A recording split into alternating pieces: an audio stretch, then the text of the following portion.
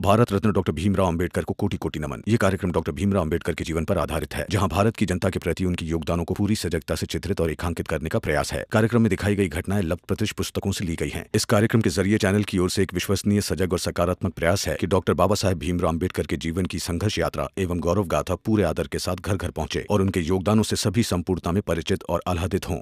जी धन्यवाद बाबा।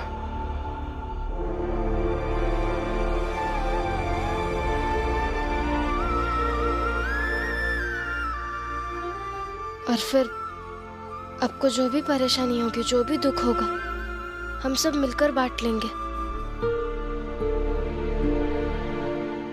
मैनेजर साहब, आप यहाँ की चाय पी के देखिए एक बार, कमाल की चाय बनती है। कैसी लगी? बहुत बढ़िया। इसीलिए मैंने सोचा कि घर पे खाना खाने से पहले आपको यहाँ की चाय पिलाता चलो। पीछे पीछे। वैसे मैनेजर साहब, एक बात तो है, हम ऊंची जात वालों में एक जबरदस्त एकता होती है, नहीं? तभी तो ये भीमराव जैसे लोग चाहे कहीं भी क्यों ना चले जाएं, उसके आसपास के ऊंची जात के जितने भी लोग हैं वो तुरंत हमारे मित्र बन जाते हैं, जैसे कि आप। बनाना ही पड़ेगा। उन लोगों के भविष्य को अगर कुचलना है तो हम ऊंची जात के लोगों को मिलकर रहना ही पड़ेगा। हमारी एकता जब तक है तब तक वो लोग वैसे ही रहेंगे जैसे हमेशा रहते आए हैं। तभी तो हम सब दोस्त हैं। सही कहा आपने। वैसे मैनेजर साहब, क्या सोचा आपने उस भीमराव को नौकरी से निकालने के बारे में? अरे परेशान करते रहेंगे, खुद ही छोड़कर चला जाएगा। नहीं नहीं नहीं नहीं, परेशान होकर तो आज तक उस भीमराव ने कुछ नहीं छोड़ा। ना सातारा छोड़ा, ना स्कूल छोड़ा और ना ही कॉलेज, और ना ही चाल। ये लोग अपने आदमी हैं। प्रणाम मालिक। तुम लोग बोलो। हम सब तो आपके घर गए थे तो पता लगा आप यहाँ पे हैं, इसलिए यहीं आ गए। और मालिक, हम लोग ना ओका चाल में बहुते परेशान कर रहा थे, लेकिन तब वो चाल छोड़ के नहीं गवा। हम सब भीम के दुश्मन हैं, लेकिन सच ये भी है कि भीम जुझारू है। वो कट सकता है लेकिन झुक नहीं सकता। तो फिर क्या करें?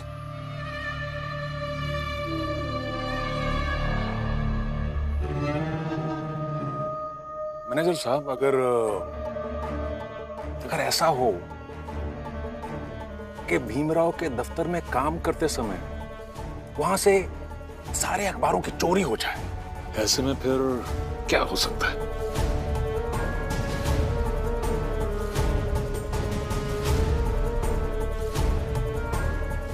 फिर तो भीमराव पर डिपार्टमेंटल इंक्वायरी का चार्ज लगाकर ऑफिस से निकाल सकते हैं तुरंत।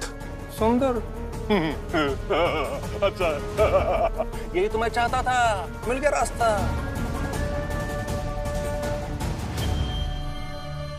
देखिए, कल जब वो भीमराव दफ्तर में काम कर रहा होगा, उसी समय ये सब वहां से सारे अखबारों की चोरी कर ले। फिर आप उस भीमराव पे डिपार्टमेंटल इंक्वायरी लगाकर निकालिए उसे नौकरी से। कैसी रही? क्या दिमाग लगाया आपने? मतलब कल भीमराव की नौकरी का आखिरी दिन होगा। भीमराव। रमा, बाबा, मैं वादा करता हूं आपसे, मैं मेरा काम और अच्छे से करने की कोशिश करूंगा ताकि मेरी कर्मठता उन सब की साजिश और षड्यंत्र पर भारी पड़े और अंत में निर्णायक रहे। बस इसी कर्मठता को हमेशा याद रखना, सब ठीक हो जाए। और फिर एक दिन इसी कर्मठता से तुम्हें वो संतोष मिलेगा जो जीवन भर के रोज रोज के दर्द के लिए भरम जैसा होगा। जी बाबा। देखो बेटा, मैं कल जिंदा रहूं या ना रहूं, लेकिन मेरी एक बात हमेशा याद रखना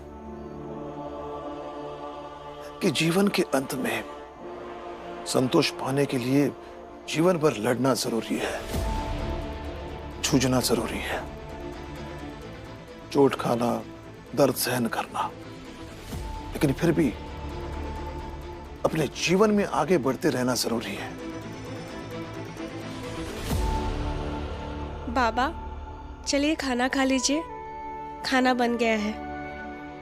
हाँ बेटा, चलो।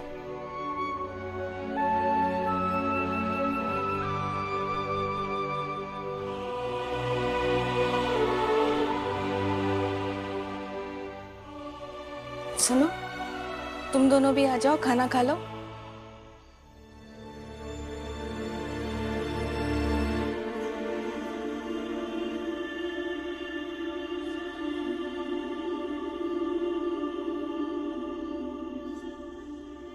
क्या कर रही हो?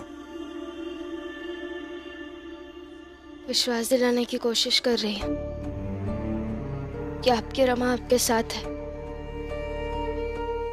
ये संभव नहीं है, और ना आपके बदले मैं ही खड़ी हो जाती। आपके बदले दिन भर मैं लोगों के ताने सुन लेती, सारी दुनिया से आपके बदले मैं लड़ लेती, मगर ये संभव नहीं है। इसलिए बस इतना ही कह सकती हूँ कि आपकी रमा आपके साथ है और हमेशा रहेगी, फिर परिस्थिति चाहे जो भी हो।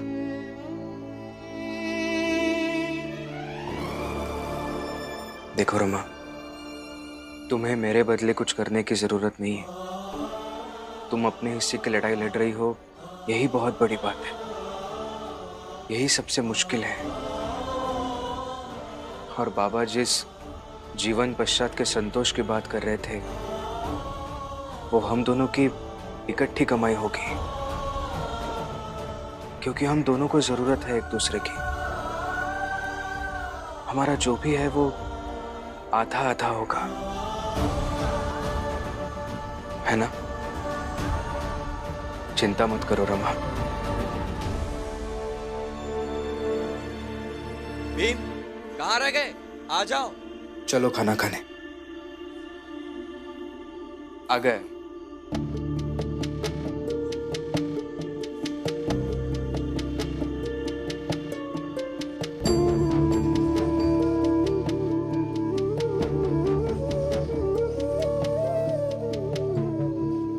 ये रमा कहीं खाने को देखकर सब्जी वाली बात ना छेड़ दे, फिर ये मुझे डांटेंगे और दीदी अलग समझाएगी। उठकर जाने में ही भलाई है। मैं अकेले में खाऊंगी।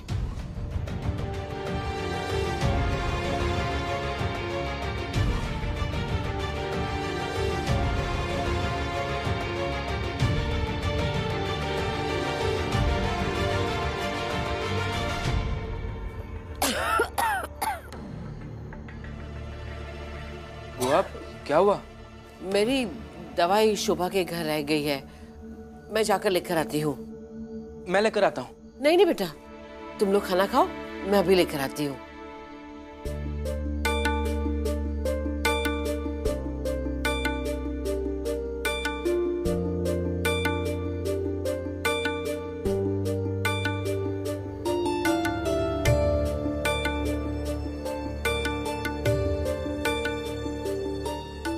खाओ सब।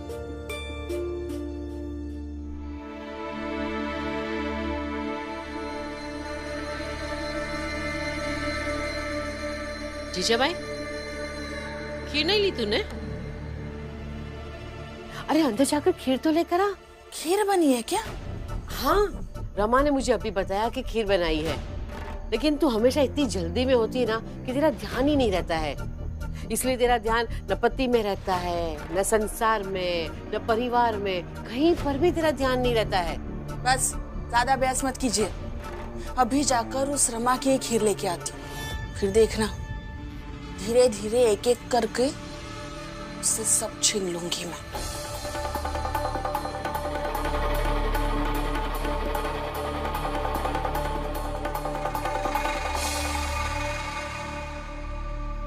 जब खीर बनी थी तो मुझे क्यों नहीं दी गई?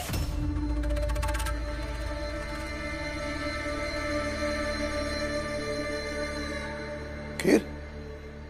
खीर कहाँ बनी है?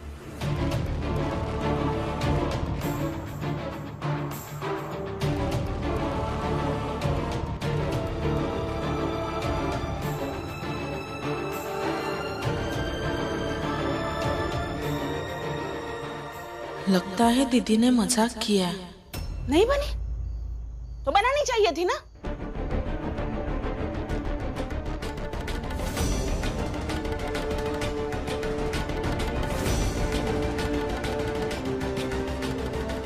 कोई बात नहीं, भाई की तबीयत वैसे भी ठीक नहीं है, वो ऐसे ही कुछ बोल रही होगी। खाओ आप सब। ये जीजा भाई यहाँ अचानक से ऐसे क्यों आई? ये क्या कर रही है आप? सारी सब्जी खा गई। जीजा भाई, एक तो कम और धीरे बोल, कोई सुन लेगा ना तो तुझे पागल मानना बंद कर देगा। इसका मतलब आप सब सब्जी खा गए। अपनी जाकर खाइए ना अंदर। मैं तुझे समझाने की कोशिश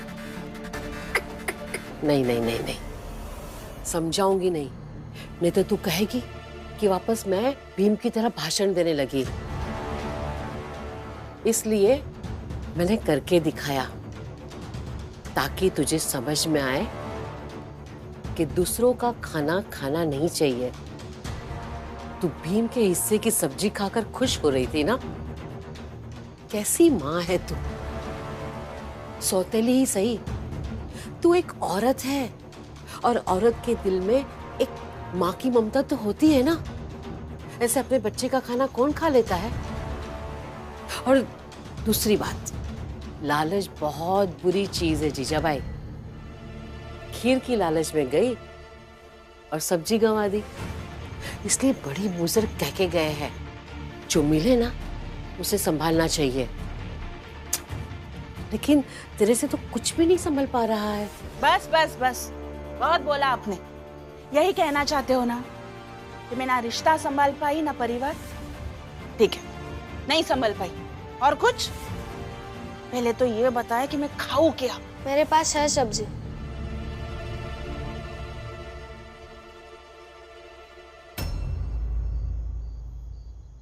बुआ जब वहां से ऐसे उठकर आई थी तभी मैं समझ गई थी बुआ कुछ करने वाली है। बुआ, इनकी हालत ठीक नहीं है और इन्होंने उनकी सब्जी खा ली तो क्या हो गया? व्यवहार इनके साथ सही नहीं है।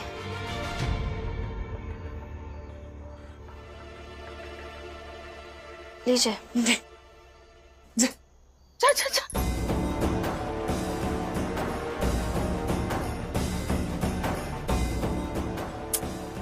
देख जीजा भाई, देख, जिसके पति के हिस्से की सब्जी तूने खा ली, उसी की पत्नी अपना हिस्सा काटकर तेरे लिए लेकर आई। किंतु तुझे कुछ भी समझ में नहीं आने वाला है। ले खा, पेट भर के खाओ।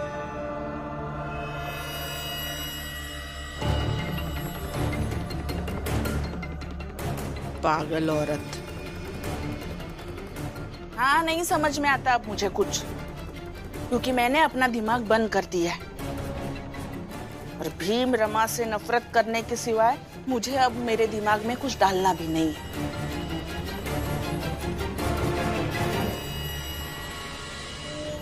जोखू बिना खाना खाए पता नहीं कहाँ चले गए, कुछ बताए भी नहीं हमका। अब हितेश भाव, जनार्दन भाव, मनोहर भाव भी नहीं है, पता नहीं कहाँ चले गए।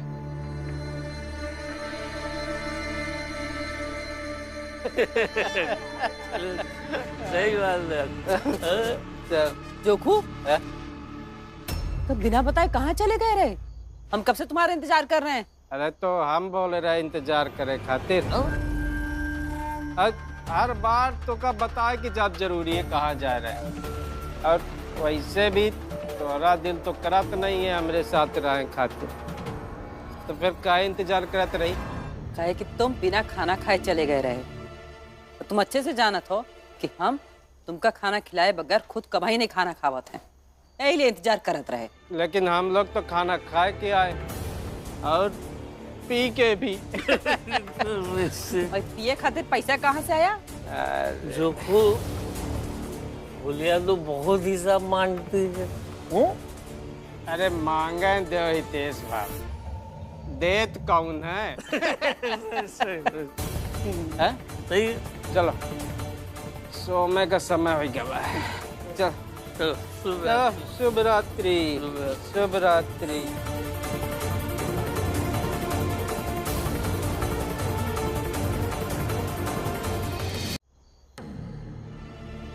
हाँ, इतना पैसा कहाँ से पाए हैं ये लोग? कहते भीम के बताए के पड़ेगा। ए फुलिया, कहाँ जा रही? चल चल चल के बिस्तर बिछा, सो मैं क्या हमका। चल।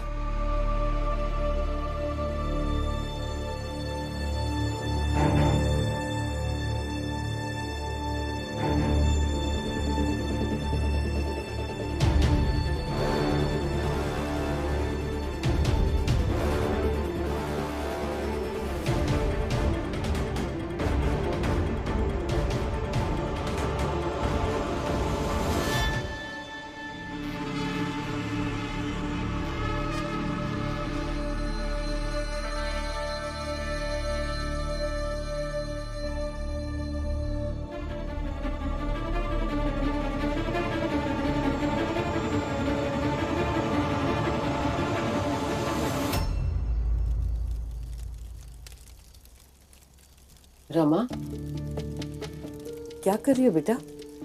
अभी तक सोई क्यों नहीं? नहीं बुआ, वो आज दिन भर दफ्तर में खड़े रहे ना, उनके पैर दर्द कर रहे होंगे। गरम तेल से थोड़ी मालिश कर दूंगी तो उन्हें थोड़ा अच्छा लगेगा। ठीक है।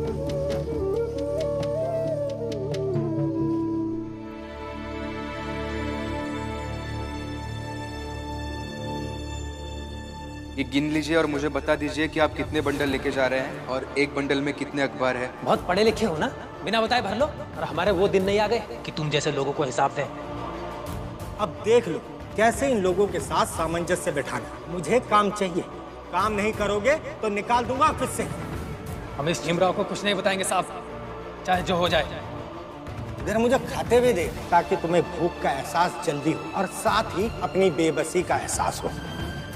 मैं सिर्फ एक ही बात कहना चाहूंगा कि अब तुम्हारा दिल पत्थर का बना लो, ताकि लोगों की कुंठाएं, उनका तिरस्कार, उनका आक्षेप सब टकरा कर लौट जाए।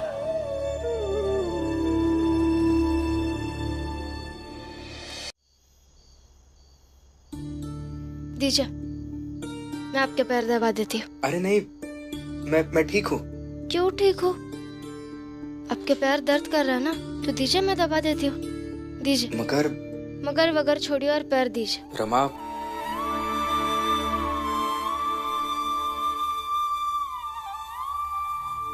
प्रेम न बारी उपजे, प्रेम न हाट बेकार, राजा प्रजा जो ही रुचे, सिस देही ले जाए, सिस देही ले जाए।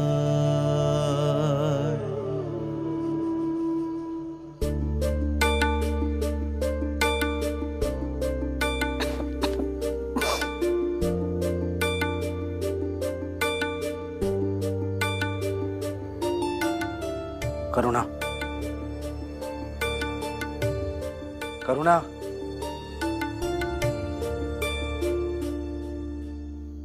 मेरे पैर दर्द कर रहे, आकर दबा दो।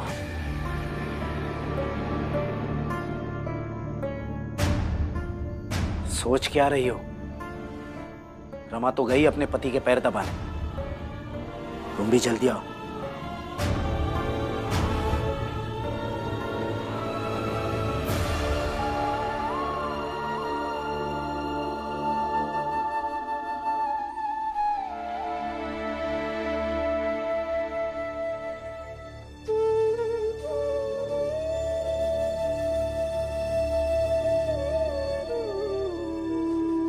छिन ही चढ़े छिन ही उतरे, सो तो प्रेम न होए। अघट प्रेम पिंजरे बसे, प्रेम कहावे सोए। प्रेम